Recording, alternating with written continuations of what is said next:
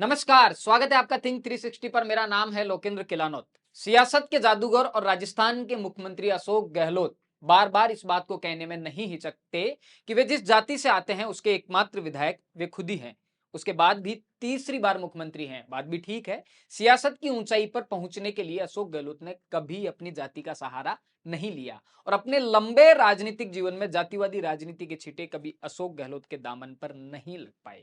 अशोक गहलोत की यह भी कमाल की जादूगरी है कि उनके इस कार्यकाल में गहलोत धुआंधार जातियों को साधने और पक्ष में लामबंद करने के लिए तमाम फैसले लेते हैं, लेकिन मजाल है कि उन पर जातिवादी राजनीति करने का एक पत्थर भी उछाला जाए। अशोक गहलोत का अगर ये तीसरा कार्यकाल देखा जाए तो गहलोत अब बदले बदले से नजर आते हैं। जो काम अशोक गहलोत अपने 2 कार्यकाल में करने से बचते रहे, वह सब कुछ अपने तीसरे कार्यकाल में न केवल धड़ल्ले से कर रहे हैं, बल्कि एक के बाद एक मास्टर स्ट्रोक खेलते जा रहे हैं। जाति की पॉलिटिक्स को इस बार अशोक गहलोत ने किस हद तक बुनाया है, उसकी एक बानगी आपके सामने रखेंगे। अशोक गहलोत अपने मुंह से कहते हैं कि आप मांगते मांगते थक जाओगे, मैं देता देता नहीं थकूंगा। अशोक गहलोत की कास्ट पॉलिटिक्स की थ्योरी पर भी यह बात एकदम सटीक बैठती है। शुरुआत राजस्थान की 2 बड़ी जातियों से करते हैं। इसी साल के बीते 5 मार्च को जाट समाज की जयपुर में एक बड़ी सभा थी। अशोक गहलोत 2 मार्च को लोक देवता तेजाजी के नाम से एक बोर्ड के गठन का ऐलान कर देते हैं। टाइमिंग के खेल में अशोक गहलोत चौका मार देते हैं और इस बहाने कोशिश होती है राजस्थान की एक बड़ी जाति को बहुत ही सदे हुए तरीके से साध लेने की। इससे पहले तेजाजी के नाम से बोर्ड के गठन के लिए न केवल जाट समाज के नेता बल्कि पूर्व deputy chief minister Sachin Pilot भी लेटर लिखते हैं, लेकिन असली खेल बस टाइमिंग का है।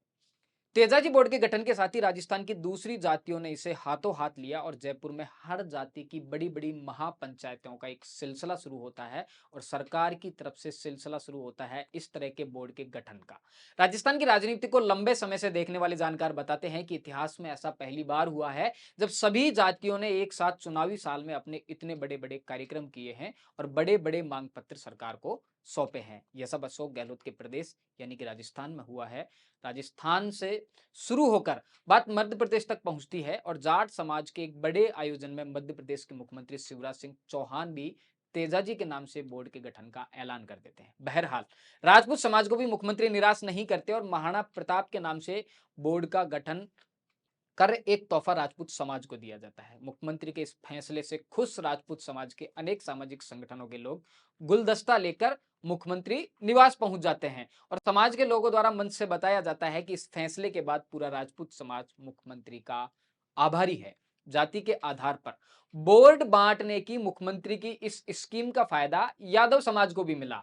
भगवान श्री कृष्ण के नाम से बोर्ड के गठन का ऐलान भी हो जाता है। एक बार फिर यादव समाज के लोग मुख्यमंत्री के पास गुलदस्ता लेकर पहुंचते हैं। यहाँ ब्राह्मण समाज के लिए बड़े विप्र बोर्ड का उल्लेख करना भी जरूरी है, जिसे न केवल अशोक गहलोत सरकार अमल में लाई बल्कि कांग्रेस के चुनावी घोषणा पत्र में यह मुद्दा शामिल था। मुख्यमंत्री बनने के बाद तो अशोक गहलोत ने इस बात पर कोई ज्यादा ध्यान नहीं दिया, लेकिन जब फिर से चुनाव नजदीक आया तो विप्र बोर्ड के गठन को मंजूरी दे दी गई।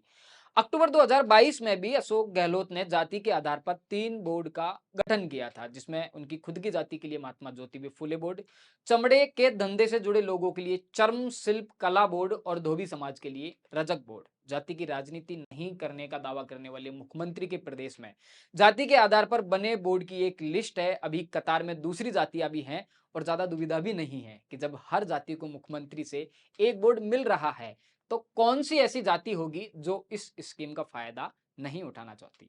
हर बोर्ड के पीछे सरकार का तर्क भी ठीक है। सामाजिक और शैक्षणिक उत्थान की बातें भी की जा रही हैं, लेकिन जब कहा जाता है कि लोक देवता और महापुरुष किसी जाति के नहीं होते, तो फिर इन्हीं आदर्शों के नाम की आड़ में सरकार मैसेज क्या देना चाहती है कि जब मसला वोट बैंक साधने का हो तो सब कुछ जाति के आधार पर ठीक है। वो डायलॉग तो आपने सुना ही होगा कि दाग लगने से कुछ अच्छा होता है, तो दाग अच्छे हैं। राजस्थान से जुड़े ऐसे ही मुद्दे जानने और समझने के लिए जुड़े रहिए थिंक 360 के साथ।